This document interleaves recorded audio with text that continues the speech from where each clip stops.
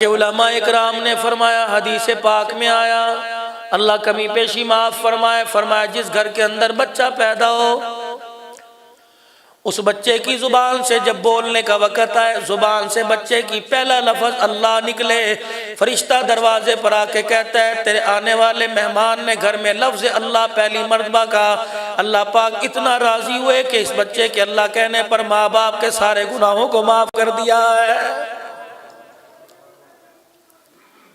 فرمایا اپنے نام کے ساتھ نسبتوں کا خیال کرو، کوئی اپنی قوم کا نام رکھے گا، کوئی برادری کا نام رکھے گا، فرمایا اپنے نام کے ساتھ میرے نبی کا نام محمد لگایا کرو۔ فرمایا جس گھر کے اندر بچہ پیدا ہو اس کا نام محمد رکھ دیں۔ پروردگار عالم آسمان سے 2 فرشتے اس گھر کے دروازے پر کھڑا کر دیتا ہے، جب تک اسے موت نہیں آتی فرشتے پہرے دار بن کے اس کی حفاظت کرتے رہتے ہیں۔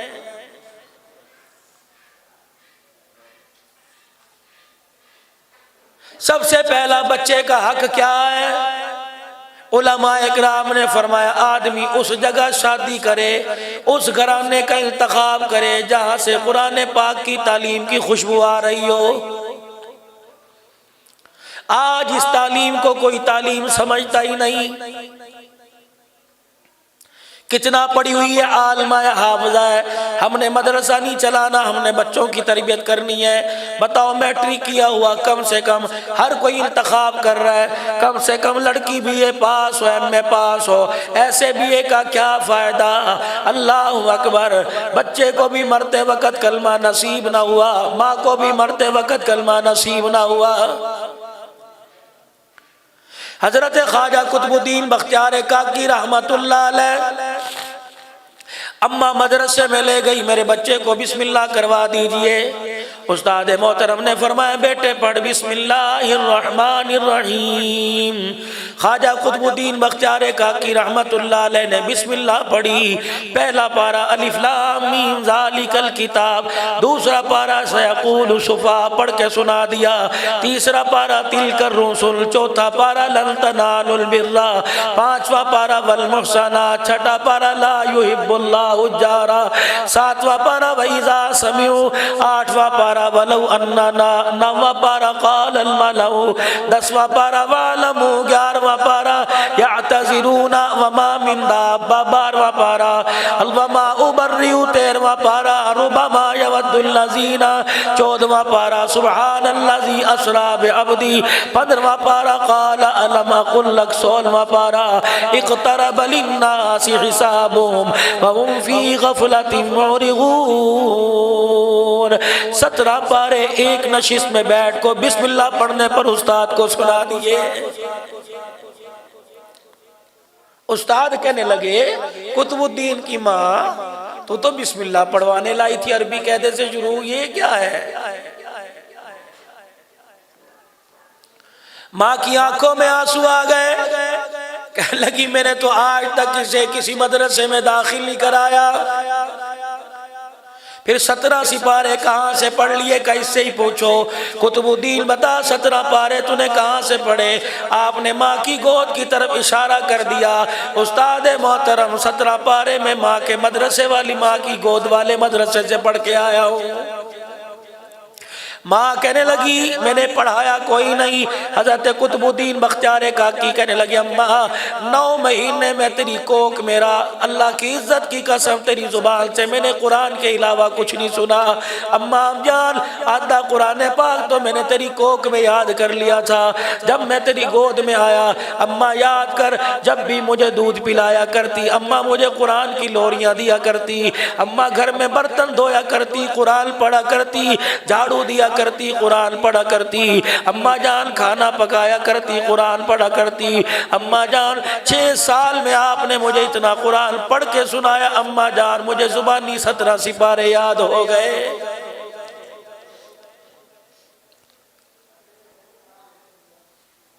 کہاں سے لائیں وہ مائیں جو اپنے بچوں کو اللہ اکبر اس مدرسے، اس گود والے مدرسے میں قرآن کی لوریاں سنایا کرتی تھی۔ اب تو بچہ پیدا ہی نہیں ہوتا، اس کا نام اسکول میں جا کے لکھوا دیتے ہیں۔ مجھے ایمانداری سے بتاؤ، اے بی سی ٹھیک ہے یہ ایک فن ہے، منع نہیں کرتے مدرسے والے۔ آج لوگ کہتے ہیں مدرسے والے اس تعلیم کی مخالفت کرتے ہیں۔ ہم کہتے ہیں دنیا کے اندر جتنا جینا ہے اتنا دنیا کی تعلیم حاصل کر لے، اور قبر کے اندر کامیاب، اور دنیا کے اندر اگر تُنے کامیاب ہونا ہے اتنی قرآن کی تعلیم حاصل کر لے۔ یہ قرآن لا ریب کتاب ہے، اس کے یقینی ہونے میں، کامل ہونے میں، کامیابی دلوانے میں شک کوئی نہیں۔ یہ ایسی کتاب ہے سمجھنا سمجھ آئے۔ 1400 سال ہو گئے، لکھنے والوں نے قلم روک دیا، کہنے لگے اس کی گہرائی میں نہیں پہنچ سکے، اگر سمجھ میں آ جائے تو 7 سال کا بچہ مصلی پہ کھڑا ہو کر تراویح میں پورا قرآن سنا دیتا ہے۔ پہلا دل قطب الدین بختیار کاکی رحمت اللہ علیہ مدرسے سے پڑھ کے آئے، اپنی ماں سے کہنے لگے اماں جی مجھے روٹی چاہیے۔ اماں کہنے لگی بیٹے یہ کیا بات ہوئی، پڑھتا ہے قرآن خدا کا، روٹی میرے سے مانگتا ہے۔ جب تک تو قرآن سے وابستہ نہیں تھا، جب تک قرآن والی گود میں نہیں بیٹھا تھا، اور میرے بچے اس وقت روٹی میرے ذمہ تھی۔ اب جس کا قرآن پڑھتا ہے بھوک جانے روٹی والا جانے، آج کے بعد میرے سے روٹی نہیں مانگنی، اللہ سے روٹی مانگنی ہے۔ قطب الدین بختیار کاکی رحمت اللہ علیہ کہنے لگے اماں روٹی اللہ کیسے دے گا؟ ماں نے مصلی اٹھایا، زمین پر بچھایا، فرمایا میرے بچے اس مصلی پر بیٹھ کے ہاتھ اٹھا، اللہ اکبر ذرا رو کے دکھا۔ وہ رونے پر زمین کو پھاڑ کے زمزم نکال سکتا ہے، تیرے رونے پر تجھے روٹی بھی کھلا سکتا ہے۔ قطب الدین بختیار کاکی رحمت اللہ علیہ اللہ روٹی دے، اللہ روٹی دے، روتے روتے نڈال ہو گئے، اماں بھوک لگ رہی ہے کہ اللہ سے مانگ۔ علماء اکرام نے فرمایا پیدا ہونے والے بچے کو 3 باتیں ماں باپ سکھلا دے کبھی بے ایمانی کی موت نہیں مرے گا۔ پہلی بات یہ، بچہ پوچھے اماں یہ چیز کس نے دی؟ کہ بیٹے ساری اللہ نے بنائی، گھر کے اندر کرسی ہو، میز ہو، صوفہ ہو، الماری ہو، اماں یہ کون لایا؟ اماں یوں نہ کہ ابا لایا، بلکہ کہ اللہ کے کرم سے آئی۔ جب بھی بچہ کہ اماں مجھے پیسے دے، اماں کے بیٹے آج میرے سے نہیں مانگنا، اپنے خدا سے مانگنا ہے۔ جب 55 کی حالت میں اللہ سے مانگنا سیکھ لے گا تو 55 کے اندر 55 سال کی عمر میں خدا پاک کی قسم کسی کے آگے ہاتھ پھیلائے سوال پیدا ہی نہیں ہو سکتا ہے۔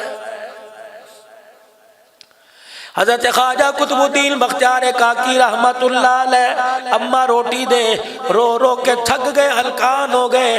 اماں دیکھ رہی اب گرا اب گرا، اماں نے جلدی سے چولہے میں آگ جلائی، چھوٹی سی روٹی پکائی، بستروں میں رکھ دی۔ کہ قطب الدین روٹی مل گئی، اماں کہاں؟ کہ تجھے خوشبو نہیں آ رہی؟ جی اماں جان آ رہی ہے۔ کہاں؟ معولی پکڑ کے آہستہ آہستہ جہاں روٹی رکھی تھی وہاں لے گئی۔ کہ بیٹے دیکھ بستروں میں ہاتھ ڈالا، گرم گرم روٹی مل گئی۔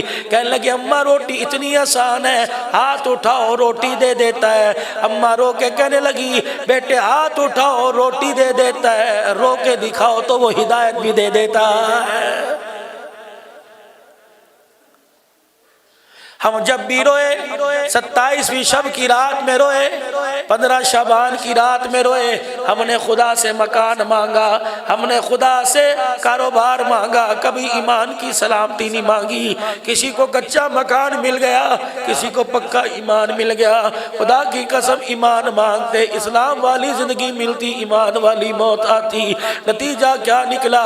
30,000 روپے کی قبر تو مل گئی لیکن مرتے وقت کلمہ نصیب نہیں ہوا ہے۔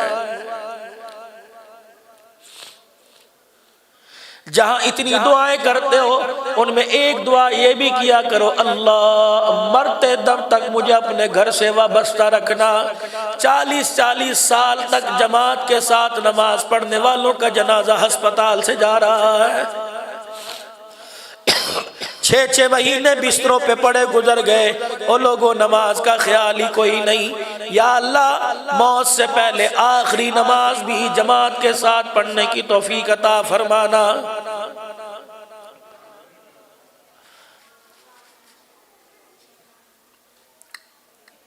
حضرت عمران بن حسین رضی اللہ تعالیٰ عنہ کے پاؤں کے انگوٹھے میں دانہ نکل گیا، چھوٹو دانا پاؤں میں پھیل گیا، پنڈلی تک آ گیا، ناسور بن گیا، چلنا چھوڑ دیا، بستر پہ لیٹ گئے۔ 32 سال تک علماء کہتے بستر پہ لیٹا رہا۔ جب اللہ پاک نے شفا عطا فرما دی، کسی نے پوچھا عمران 32 سال کے بعد بستر سے اٹھے ہو، نماز قضا کر لو۔ مسکرا کے فرمانے لگے کون سی نماز قضا کروں، خدائے پاک کی قسم 32 سال کی حال اس حالت میں کبھی میری تہجد کی نماز بھی قضا نہیں ہوئی ہے۔ کسی نے کہا عمران بستر پہ لیٹا تھک نہیں جاتا تھا؟ کہ تمہیں کیا بتاؤں، میں ہر رات کا انتظار کرتا تھا، جیسے رات کا پچھلا پہر ہوتا تھا عمران کی بستر پہ آنکھ لگتی تھی، خواب میں اللہ کا دیدار ہوتا تھا۔ کسی کو ماں پوچھتی کیسا ہے، کسی کو باپ پوچھے گا کیسا ہے، کسی کی یار تیمارداری کرے گا کیسا ہے، کہ میری آنکھ لگتی تھی پروردگار عالم پوچھتا تھا تیرا اس وقت کیا حال ہے۔ فرمایا مجھے 32 سال کا پتہ ہی نہیں لگا 32 سال بیماری میں کس طرح گزر گئے۔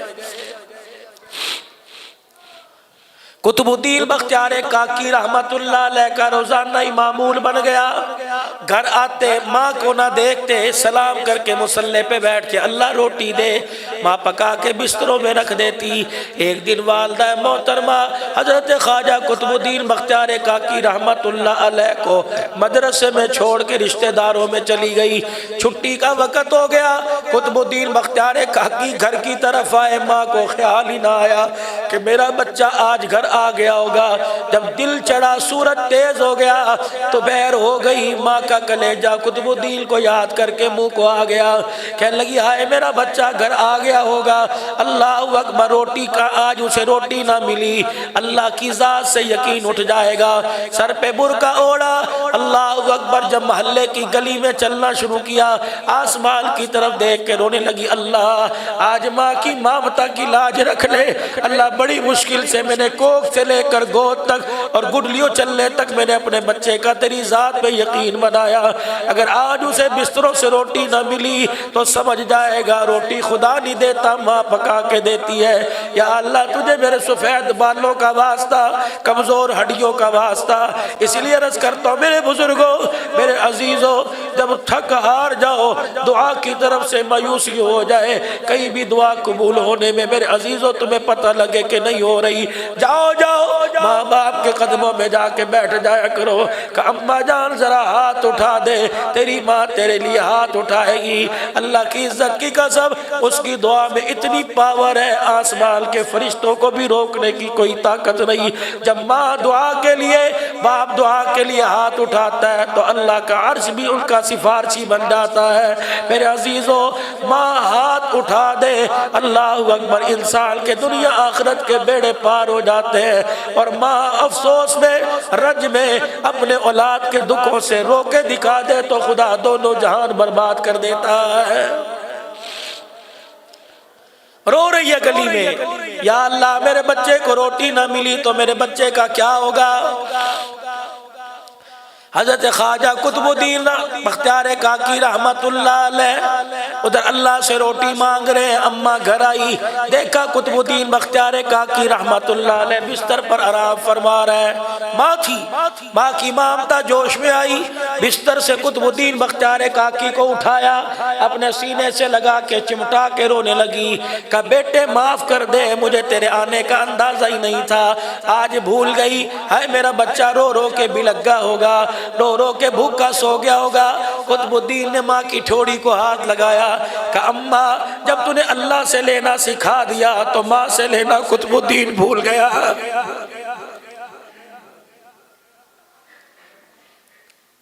کہ بیٹے کیا ہوا؟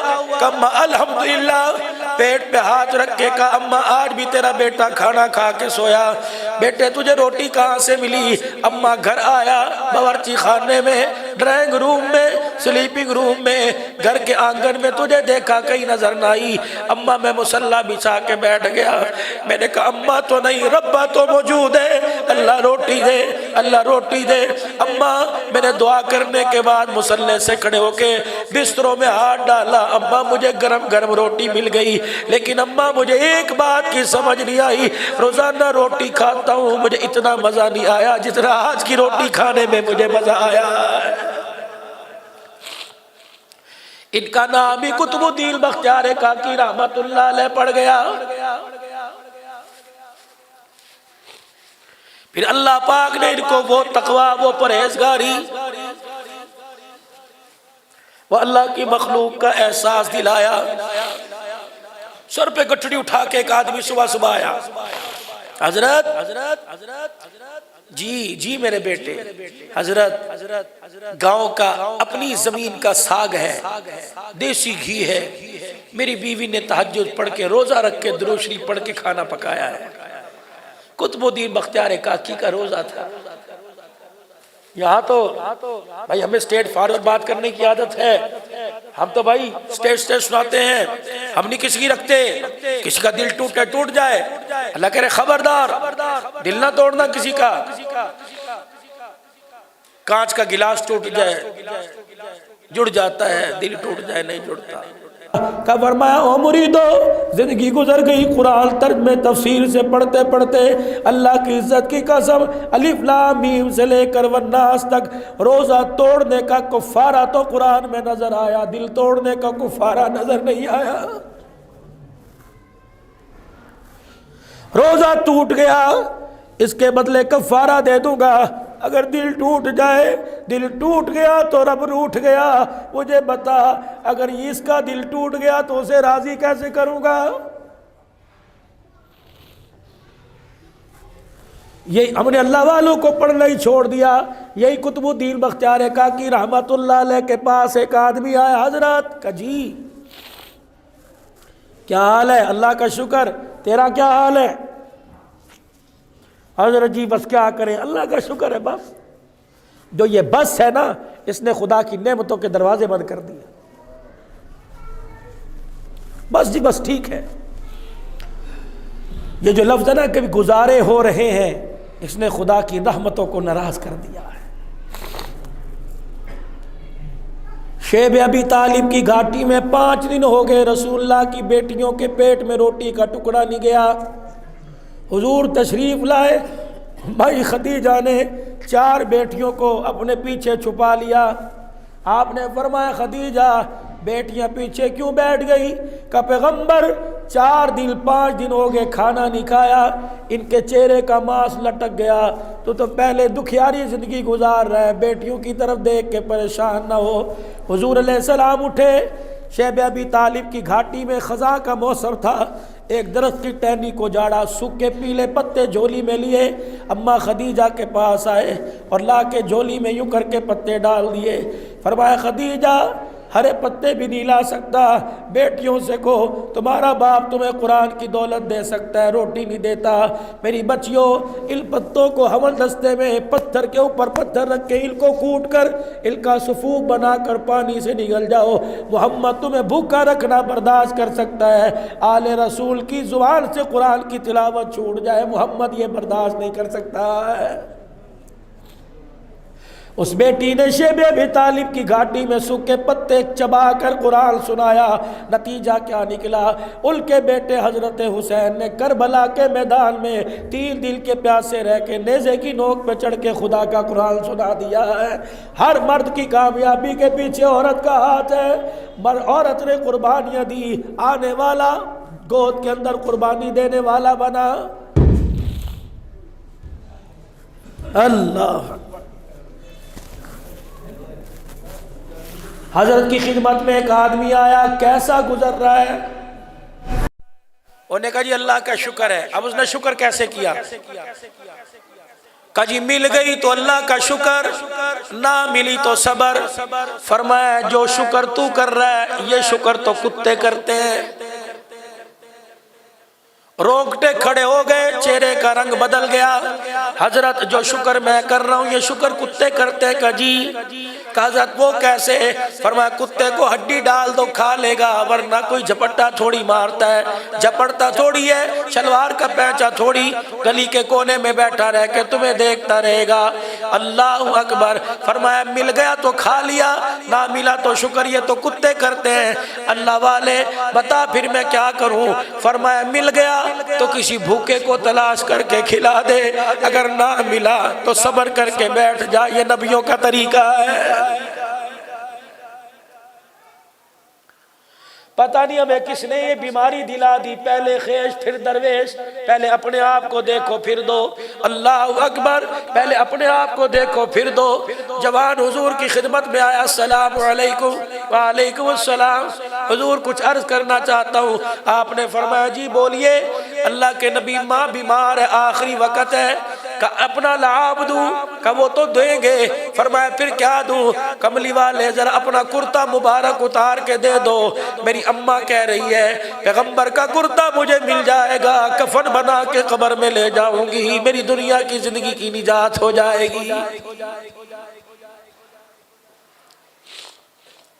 ادھر آؤ، آ گیا کرتا مبارک ہاتھ میں پکڑا، کہ نوجوان میرے پاس یہ ایک ہی ہے، دوسرا کوئی نہیں، اگر تجھے دے دوں گا تو ننگا ہو کے بیٹھ جاؤں گا۔ انہوں نے کہا ٹھیک ہے اللہ کے نبی۔ گھر چلا گیا، پھر تھوڑی دیر میں آیا، دروازے کی چوکٹ پہ کھڑا ہو کے حضور کا چہرہ دیکھ رہے۔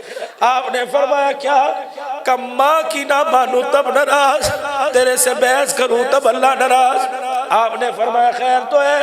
کہ اماں کہہ رہی ہے تجھے اللہ اور پہنائے گا، مجھے دے دے، میرا آخری وقت ہے، قبر میں میرا کام بن جائے گا۔ آنکھوں سے آنسو، گریبان مبارک کھولا، کرتا مبارک اتارا، سائل کے ہاتھ میں دے دیا، کہ جا اللہ میرا مالک ہے۔ خود اپنے دونوں ہاتھ اپنی بغلوں میں ڈال کے بیٹھ گئے۔ نوجوان کرتا لے کے گیا، جبرائیل خدا کا قرآن لے کے آ گیا، وَلَا تَجْعَلْ يَدَكَ مَغْلُولَةً إِلَىٰ عُنُقِكَ فَلَا تَبْسُطْهَا كُلَّ الْبَسْطِ فَتَقْعُدَ۔ محبوبہ ٹھیک ہے ہم نے آپ کو رحمت للعالمین بنایا، لیکن اتنا بھی نہیں کہا کہ تن کے کپڑے اتار کے دے دو، خود ننگے ہو کے بیٹھ جاؤ۔ جبرائیل خدا کا قرآن سنا کے جا رہے، میں محمد کی عرض میں تو اس کے دربار میں لے جا، اسے جا کے کہہ دے یا تو مجھے رحمت للعالمین نہ بنا تھا، اگر رحمت والی چادر تو نے میرے کندھے پر ڈال دی، میرے دروازے پر آ کر کوئی ہاتھ پھیلائے خالی بھیج دوں، میں محمد کی غیرت گوارا نہیں کرتی ہے۔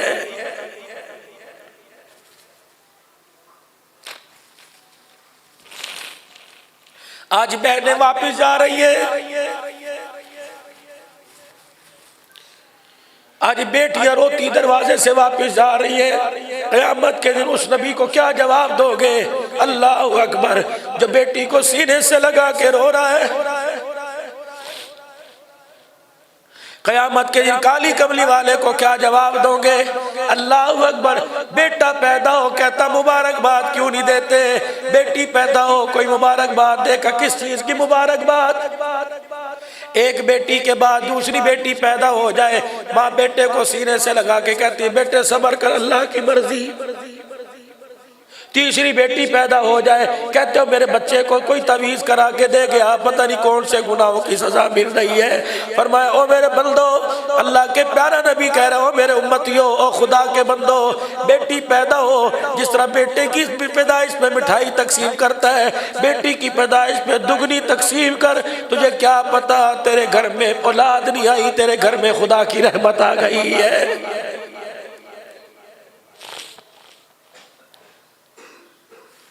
پتا تھا سفورہ گوٹھ والے، پتا تھا جاہلیت کی زندگی گزارنے والی کچھ اللہ کی مخلوق ہوگی، پتا تھا پنجاب والے، پتا تھا سرحد بلوچستان کراچی والے بیٹی کے پیدا ہونے پر عیب سمجھیں گے، منبر پر آ کے کھڑے ہو گئے، اللہ اکبر، بیٹی کے پیدا ہونے پر مقام بتلا دیا، دونوں انگلیاں یوں جوڑ کے دکھا دی، فرمایا جس کے 3 بیٹیاں پیدا ہو اور ان بیٹیوں کو دیکھ کے اللہ آپ کی منشا پہ راضی ہو جائے، قیامت کے دن میرے ساتھ اس طرح کھڑا ہوگا، درمیان والی اور شہادت والی انگلیوں میں تو فرق ہے، اس کے میرے درمیان اتنا بھی فرق نہیں ہوگا۔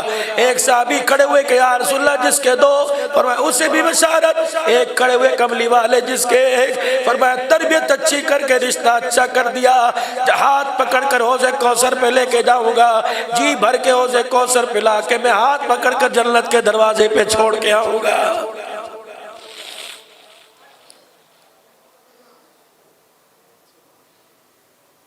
اولاد کا سب سے پہلا حق، گود کا انتخاب اچھا ہو، جس عورت کے ساتھ شادی کی جائے وہ عورت اولاد کے حق میں بہتر ہو، اس کی گود سے قرآن کی خوشبو آئے، اس کے آنکھ میں حیا ہو، اس کے چہرے پہ پردہ ہو۔ ایک عورت بازار سے گزری، ایک لفنگا پاس آیا، کہنے لگا آنکھیں بڑی پیاری ہیں، وہیں کھڑی ہو گئی، کہنے لگی اتق اللہ، اللہ سے ڈر۔ اگلا قدم نہ اٹھایا، خادمہ ساتھ چل رہی تھی، خادمہ کو گھر بھیجا، کہا چھری اور پلیٹ لے کے آ۔ خادمہ گھر سے چھری پلیٹ لے کے آئی، چھری کو اپنی آنکھ میں مار کے دایاں ڈیلا، پھر مار کے بایاں ڈیلا، نکال کے پلیٹ میں رکھ دیا۔ کہنے لگی جا اس کتے کو جا کے دے آ، انہی آنکھوں پہ مرتا تھا، لے لے، اپنے پاس اس لیے نہیں رکھتی، ان آنکھوں پہ غیر کی نظر پڑ گئی، اللہ اس کے رسول کے دیدار کے قابل نہیں رہی۔ اس امت کے نوجوانوں، ساری رات موبائل پر کیا دیکھتے ہو کہ ان آنکھوں سے اللہ کا دیدار نہیں کرنا؟ ہماری حرکتوں کی وجہ سے ہمیں محلے میں کوئی پانی نہیں پلاتا، قیامت کے دن حوض کوثر کملی والا کیسے پلائے گا؟ ہماری بد اخلاقی اور بے غیرتی کی وجہ سے کوئی اپنے گھر کی بیٹھک میں نہیں لے کے جاتا، کملی والے کا جنت میں پڑوس اللہ کیسے دے گا؟ خدا بھلا کرے اس گئے گزرے دور میں ایک محنت جو ناپید ہو چکی تھی، جو ختم ہو چکی تھی، وہ الیاس رحمت اللہ علیہ، اللہ اکبر، جس نے اس آس کو اس امید میں بدل دیا، اللہ اکبر، گمراہوں کو تہجد گزار بنا دیا، ڈاکوؤں کو تہجد گزار بنا دیا، جنہوں نے کبھی عید کی نماز نہیں پڑھی تھی انہیں مسجد کے اندر 5 وقتہ با جماعت نمازی بنا دیا۔ مسجد والوں، آپ حضرات سے بھائی ندیم بابر صاحب اور مسجد حاضہ کی پوری کمیٹی سے عرض کر کے جاؤں گا، اپنے اس مسجد کے اندر ایک کمرہ بنا دینا، اس پہ لکھ دینا یہ اللہ کے مہمانوں کے لیے، اچھا باتھ روم، اچھا کچن کا انتظام کر دینا۔ کوئی صوبہ سرحد سے آئے گا، کوئی بلوچستان سے آئے گا، کوئی اندرون سے آئے گا، کوئی بیرون سے آئے گا، تم ایسا ان کا استقبال کر کے انہیں گلے لگانا تاکہ انہیں اپنوں کے وچھوڑے کا دکھ نہ ہو۔ اللہ غنی، یہ وہ لوگ ہیں خدا پاک کی قسم، جب گھر سے پہلا قدم نکالتے ہیں فرشتے ان کے پیروں کے نیچے پر بچھا دیتے ہیں، سمندر کی مخلوق ان کے لیے اللہ کے دربار میں دعا کرتی ہے۔ مولا الیاس رحمت اللہ علیہ، اللہ اکبر، مولا الیاس رحمت اللہ علیہ جب آپ کے مدرسے سے فارغ ہو کر فارغ التحصیل طلباء اکرام درس نظامی پڑھ کر ایران جانے لگے، آپ ایئرپورٹ میں رخصت کرنے کے لیے آئے، فرمایا او طالب علموں، اپنے علاقوں میں جا کے مسجدیں بنوانا اور مسجد بنوانے کے ساتھ بنا کر ایک مسجد میں کمرہ اللہ کے مہمانوں کے لیے رکھ دینا۔ حضرت جی اللہ کے مہمان کون؟ فرمایا جب پاکستان سے ایران اللہ کے رستے میں جماعتیں آئیں گی، وہاں تمہارے ملک میں آنے کے بعد پریشانی نہ ہو۔ طالب علم کہنے لگے، ہم نیچے منہ کر کے ہنسنے لگے، ہم نے کہا پیسے کے لیے ایران تو آئے گا، پیسے پاؤنڈ کے لیے انگلینڈ آئے گا اور ڈالر کے لیے امریکہ آئے گا، کوئی اللہ کا دین سنانے امریکہ تھوڑی آئے گا۔ کہ 13 سال کے بعد یا 11 سال کے بعد پہلی جماعت جب پاکستان سے رائی وڈ سے، اللہ غنی، پہلی جماعت انڈیا سے جب پہلی جماعت ایران کے ایئرپورٹ پہ اتری، خدا کی قسم ان کے سروں پہ بستر دیکھ کے ہمیں حاجی الیاس یاد آنے لگ گیا۔ یہ ایسی محنت چلی، یہ چلی تو کچھوے کی چال سے، لیکن اس نے پوری دنیا کی بدنظمی کو نظم میں بدل کے رکھ دیا۔ حضرت جی الیاس رحمت اللہ علیہ کی گھر والی کہتی ہے رات کو یہ مرد سویا نہ کرتا بلکہ گھر کے کمرے میں چکر لگایا کرتا۔ میں پوچھا کرتی الیاس اپنے پہ رحم کھا، کہ اللہ اکبر، اپنے پہ رحم کھانے کی نہیں، حضور کی امت پہ رحم کھانے کا وقت آ گیا۔ فرمایا آنکھیں دیکھتی ہیں امت جہنم میں جا رہی ہے، الیاس بستر پہ کیسے سو سکتا ہے؟ فرمایا جب الیاس رحمت اللہ علیہ کا جنازہ اٹھنے لگا، آپ کے جسم کا وزن 35 کلو رہ گیا تھا، کڑ گیا امت کے غم۔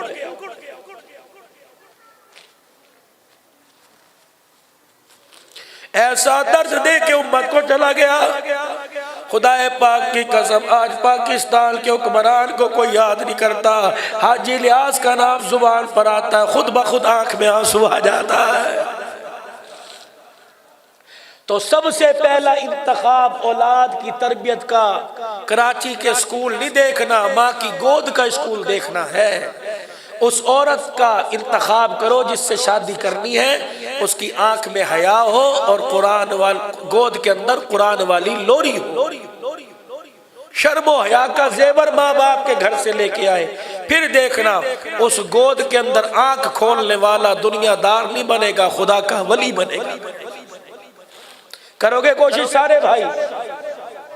مسجد اللہ کا گھر ہے، مسجد کا کام تعمیراتی مراحل میں ہے، نہ مجھے چندے کا کہا نہ میں نے کرنا ہے، ترغیب تو آپ حضرات کو دے سکتا ہوں، خدا کا گھر ہے، اس میں حصہ ڈال لو۔ اللہ اکبر۔ تمیم داری حضور کا صحابی ہے، سارے کہہ دو رضی اللہ تعالی۔ حضور نے ان کی ملک شام میں ڈیوٹی لگا دی، مسجد نبوی میں آج تک روشنی نہیں تھی، اندھیرا ہی اندھیرا، کوئی چراغ نہیں۔ یہ ملک شام سے تیل اور قندیلیں جو چھت پہ لالٹین نما ہوا کرتی تھی، پرانے وقتوں میں بات ہے، اب تو سارے زمانے ختم ہو گئے، تو تمیم داری ملک شام سے اپنے ساتھ چراغ اور تیل لے کے آئے۔ مسجد نبوی میں عشاء کی اذان نہیں ہوئی، انہوں نے جلدی جلدی چراغ جلائے، تیل ڈالا، چراغ جلا دیے، مسجد روشن، پہلی مرتبہ ایک دوسرے کے چہرے نظر آنے لگے۔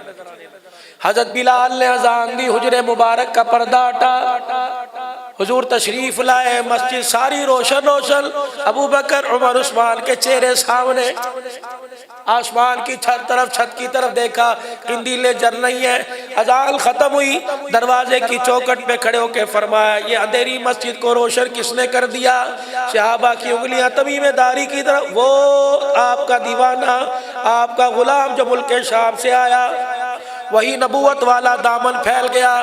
تمیم داری اللہ تیرا بھلا کرے، اللہ تیری مغفرت کرے، اللہ جنت میں تجھے میرا ساتھی بنائے۔ آخری دعا جو حضور نے دی، فرمایا تمیم داری مسجد کے اندر تو نے چراغ جلایا، میں تیرے سے اتنا راضی ہوا، کاش میری کوئی بیٹی بیٹھی ہوتی، محمد اس بیٹی کا تیرے ساتھ نکاح کر دیتا۔ اس امت کے ذمہ مسجد بنانا بھی، اس امت کے ذمہ مسجد کو آباد کرنا بھی۔ مسجد میرے عزیزو اللہ کے کرم سے آپ حضرات کے پیسے سے بنے گی، لیکن آباد آپ کے سجدوں سے، عبادت سے ہوگی۔ اس مسجد کے اندر وہ لوگ جو اللہ سے روٹ کر مسجد کے پاس سے گزر جاتے ہیں، انہیں بھی اللہ کے گھر میں لے کے آنا ہے، اور جو اللہ کے گھر میں آتے ہیں ان لوگوں نے بھی سجدے کر کر اپنے ایمان کو پکانا ہے۔ سارے نیت کرو گے انشاءاللہ تعالی؟ مسجد کے تعمیراتی کام میں سارے حصہ ڈالو گے؟ انتظامیہ کمیٹی کے مشورے سے اللہ کے راستے میں نکلو گے بھائی؟ ہر صبح ہر شام جہاں موقع ملے اللہ کے دربار میں سچی توبہ کر کے اللہ سے اپنے گناہوں کی معافی مانگو گے تو پھر سارا مجمع میرے ساتھ مل کے کہہ دے یا اللہ میری توبہ، پھر کہہ دیجئے یا اللہ میری توبہ، پھر کہہ دیجئے یا اللہ میری توبہ۔ 5 وقت کے نمازی بناؤ، بس سب سے بڑی عالمی محنت یہ ہے جو اللہ سے روٹ گئے اور ٹوٹ چکے ہیں، انہیں اللہ کے قریب لا کے اللہ سے جوڑ دو، اللہ کے ساتھ تعلق مضبوط بنا دو، تاکہ اللہ مرنے سے پہلے ان سے راضی ہو جائے، ہمارے مرنے سے پہلے اللہ ان سے راضی ہو جائے۔ مرنے کے بعد ناراض کرنا بہت مشکل ہے، اور مرنے سے پہلے اسے راضی کرنا بہت آسان ہے۔ اللہ پاک آپ کو مجھے عمل کی توفیق دے۔ وآخر دعوانا الحمدللہ۔ اللہم صلی علی سیدنا و مولانا محمد وعلی آلہ وصحبہ سیدنا ومولانا محمد وبارک وسلم۔ ربنا آتنا فی الدنیا حسنۃ وفی الآخرۃ حسنۃ وقنا عذاب النار۔ اللہ اس پروگرام کو قبول فرما لے، پوری اللہ انتظامیہ حاضہ کی طرف سے، بھائی شیر مراد کی طرف سے، بھائی ندیم بابر مسجد حاضہ کی کمیٹی، قاری یاسین صاحب، مسجد کے امام صاحب، تمام اہلیان علاقہ کی طرف سے اللہ کریم آپ اس پروگرام کو اپنی دربار میں شرف قبولیت عطا فرما دیجئے، اور اللہ جو کھانے کا تمام تیرے مہمانوں کے لیے انتظام کیا گیا اللہ آپ اسے قبول فرما لیجئے۔ یا اللہ اس محفل کی برکت سے ہمارے جتنے مرحومین ہیں ان کی مغفرت فرما دیجئے، جو اللہ تازہ فوت ہوئے ہیں، جو پہلے دنیا سے جا چکے، حضرت آدم علیہ السلام سے لے کر آج تک کلمہ پڑھنے والے جتنے دنیا سے کہ اللہ تمام کی مغفرت فرما دیجئے۔ اور اللہ اس بابرکت محفل کی برکت سے اللہ جتنے تیرے نبی کے امتی گھروں میں ہسپتالوں میں جہاں کئی بیمار ہیں اللہ اپنے ہیں پرائے رشتہ دار ہیں غیر رشتہ دار اللہ آپ سب کو شفا عطا فرما دیجئے۔ اللہ کریم جتنے بے روزگار جتنے حاجت مند جتنے ضرورت مند اللہ یہاں بیٹھے ہیں سب کی حاجتیں پوری فرما دیجئے اور سب کی ضرورتوں کو اپنے خزانہ غیبی سے پورا فرما دیجئے۔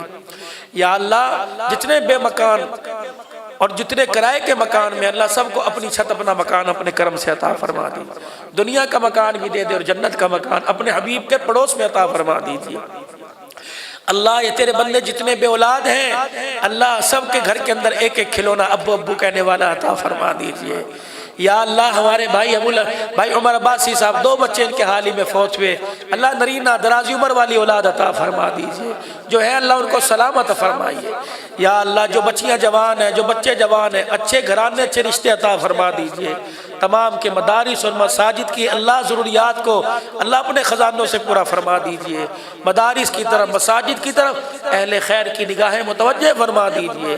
کراچی کا اجتماع 31 تاریخ سے شروع ہو رہا ہے اللہ خیر و عافیت فرما دے، اللہ پوری دنیا کے دین کے تقاضے اس اجتماع سے پورے کروا دے اور ہمیں نکلنے کے لیے اللہ جذبہ ایمانی عطا فرما دے، دین کا پیار محبت نصیب فرما دے، ہمارے قدموں کو اللہ اپنے رستے میں قبول فرما لے، مال جان کو اولاد کو ہماری مستورات کو ذریعے کے طور پر دین کے پھیل جانے کا ذریعہ بنا دے۔ اس مسجد کی تمام انتظامیہ کمیٹی بھائی ندیم بابر صاحب شاہ مراد صاحب قاری یاسین مسجد حاضہ کے امام صاحب اور جتنے حضرات اس وقت تیرے دربار میں دعا کے لیے ہاتھ اٹھا کے بیٹھے ہیں اے اللہ سب کی دلی مرادیں پوری فرما، اپنے خزانوں سے جزائے خیر عطا فرما۔ کشمیر کے مسلمان فلسطین کے مسلمان چائنا کے مسلمان اللہ انہیں کلمے کی دولت پر استقامت عطا فرمائے، اللہ پھر ان کی حفاظت بھی فرمائے۔ وصلی اللہ علی حبیبی محمد و آلہ وصحبہ اجمعین برحمتک۔